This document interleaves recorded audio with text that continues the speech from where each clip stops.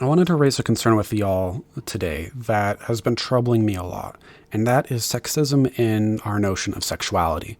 Sexuality has become an increasingly influential idea in our society, and I really struggle to find any formulation from it of sexuality, of this idea that isn't fundamentally rooted in some pretty severe sexism.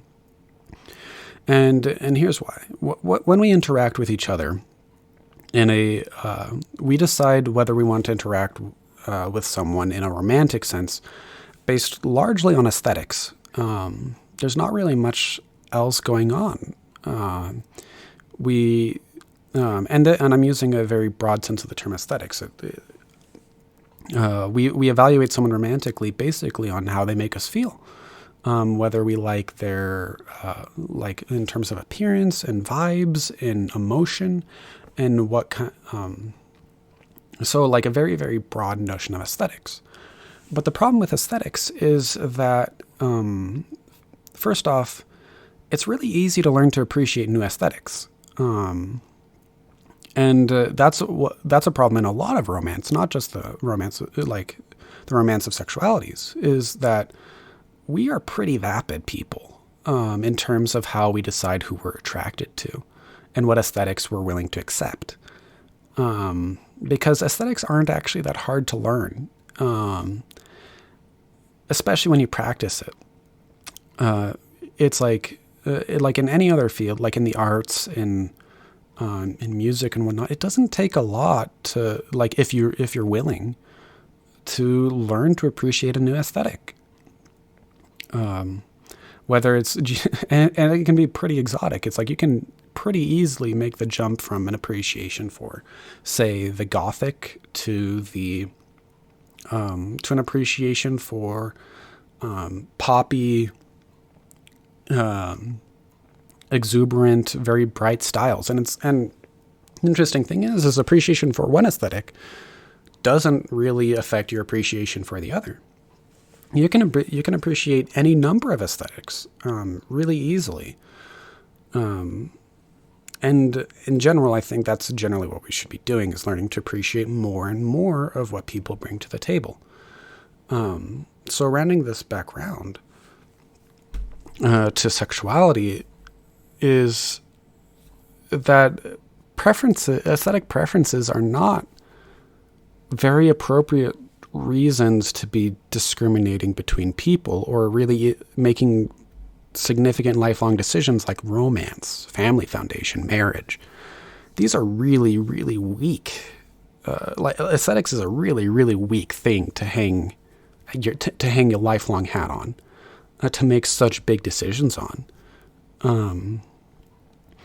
And the second part of that is that the notion of aesthetics in the context of sex is doubly troubling because it corresponds to rather sexist norms.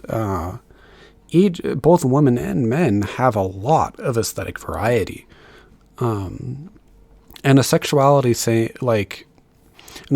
based on aesthetics is taking a very dogmatic view about the aesthetics of a given sex. And to be clear here, I'm referring to both to certain forms of heterosexuality and pretty much all homosexuality, because and I'll explain why I make a carve out for certain types of heterosexuality at the end. But when we're making decisions based on aesthetics, that's not really appropriate, and it's not a good thing. It's not a good place to be in. We really ought to be learning to appreciate both sexes better. And we need to, and part of that is understanding that both sexes are actually full of incredible aesthetic variation.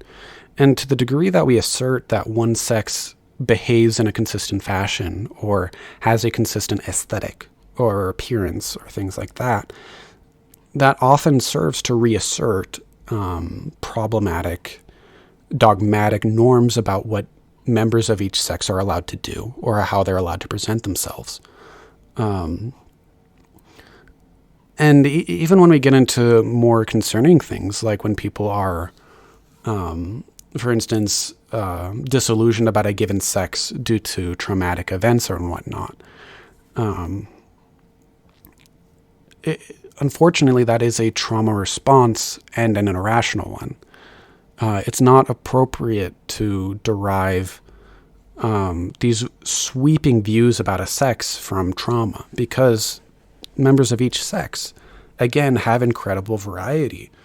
There are men and women who are incredibly good and just and kind and gentle and lovely, and on the flip side, cruel and foul and unholy.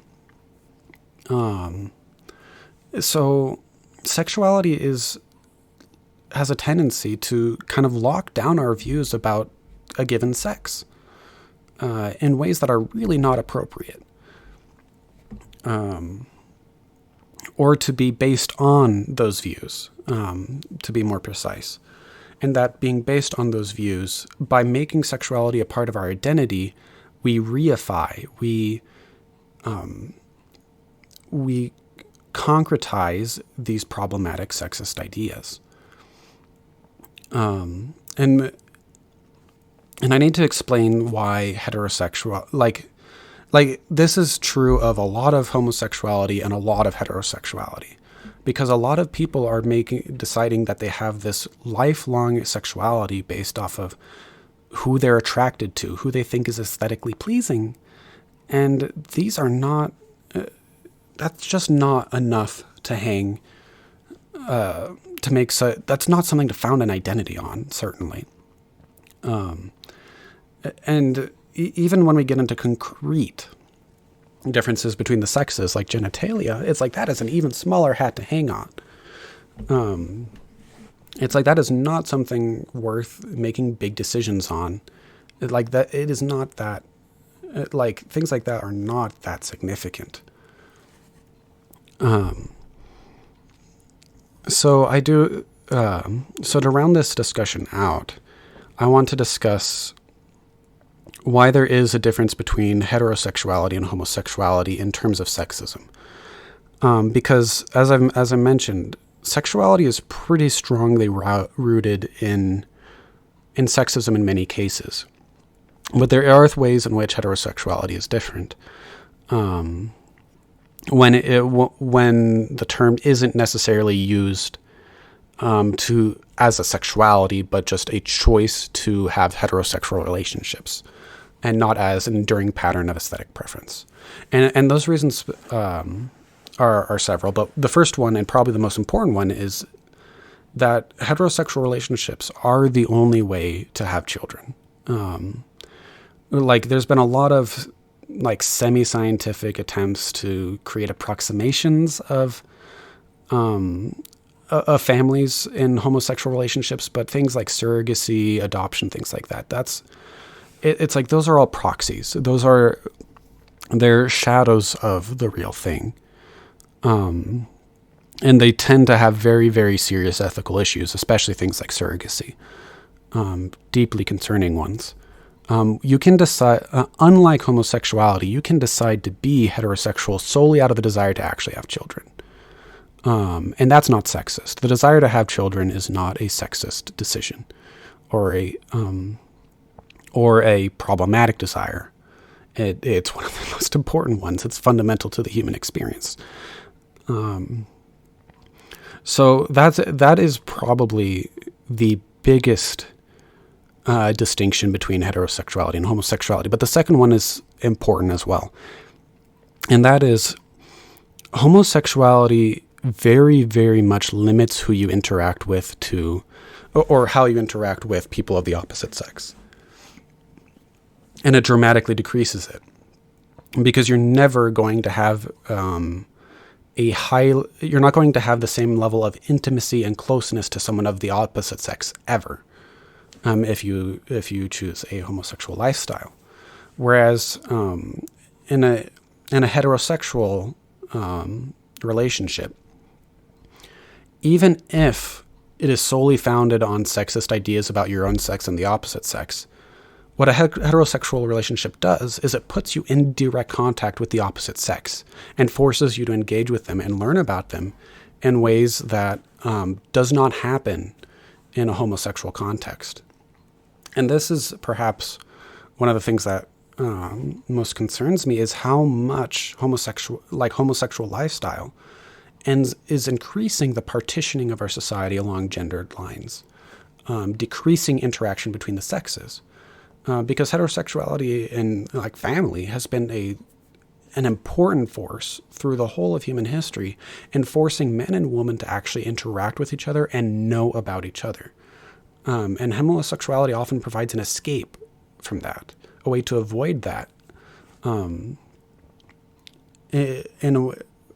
Because even when you have two very sexist people get married in a heterosexual context, at the very least, that marriage forces them to challenge. It provides a constant challenge to their sexist ideas, and that's not true in homosexuality.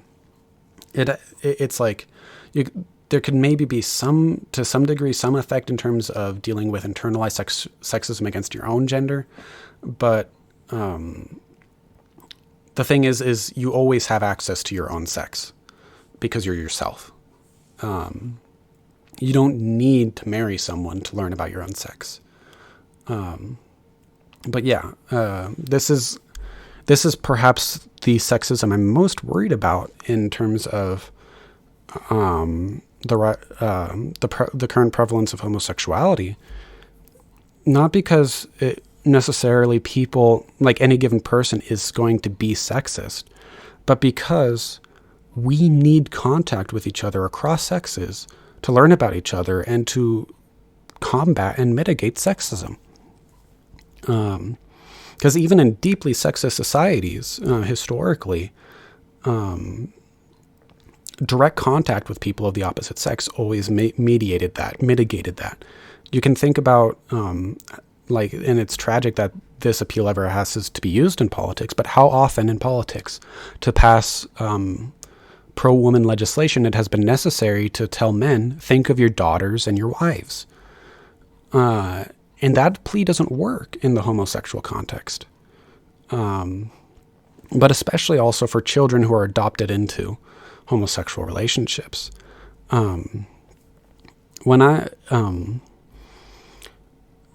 It's never been the case that when you're families are the most intense social environment that you'll ever experience because of how intimate, how close it is, and how much you actually interact with each other and how proximate you are to each other in a way that just doesn't happen with friends and acquaintances or peers, other students or your peers in the workplace.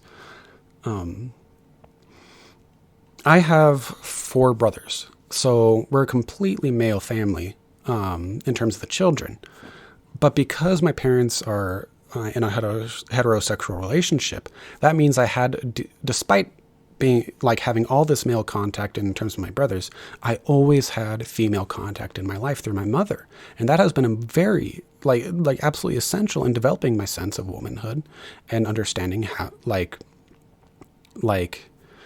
in terms of denying certain sexist ideas, in terms of developing my sense of both what a man is and what a woman is. If I didn't have my mother, that's a terrifying thought. And children raised in homosexual homes do not have access to do not have direct experience with that sex divide. They are not interacting on an intimate level, either with the full spectrum of the sexes. Because, if a homosexual couple adopts a child of the same sex, it's pretty obvious. It's if it's 2 men and a male child, there's no femininity. There's no woman there at all. And that child will not have significant contact with a woman in the home. And that, which is really important for actually developing healthy notions of the opposite sex. And then in the opposite case, where a homosexual couple adopts a child of the opposite sex, that child does not have adequate access or contact with their own sex because they become their only referent. They themselves are the only example of that sex in their most intimate life. And that's terrifying. It's like some parents do, like some homosexual parents do a lot of work to try to mitigate this. But the fact of the matter is it's only ever mitigation. And there's always going to be serious flaws that simply wouldn't exist in a heterosexual environment. You compare it with, like you consider stories of like how, for instance, how two men handle, when they've adopted a daughter, how they handle that child's period, like that child's first period and things like that. And it's like, some of the stories you just hear are terrifying. But the point being is we really need significant, intimate, proximate contact with people of the opposite sex to avoid sexism. And children raised in homosexual homes do not have that experience. They do not have that contact. And that is deeply, deeply concerning. Because even if we fight to avoid sexism, even if we teach it, which we do, the problem is that no amount of teaching has the same effect as actually interacting with people and learning about people and living with people. So yeah, these are the concerns. Like, as homosexuality becomes more prevalent, we have more and more children raised in homes without significant significant contact across the sex, or even with their own sex in some cases. I am deeply thankful to my father for teaching me about maleness, about the experience of being a man, and I'm deeply thankful for my mother for teaching me about the same about women. And it's like, heterosexuality has been so important for helping us understand who each other are and preventing us from developing too great a gap between man and woman. And I'm deeply concerned about how these gender norms are going to develop as these things change, as people have less and less and less intimate contact with people of the opposite sex.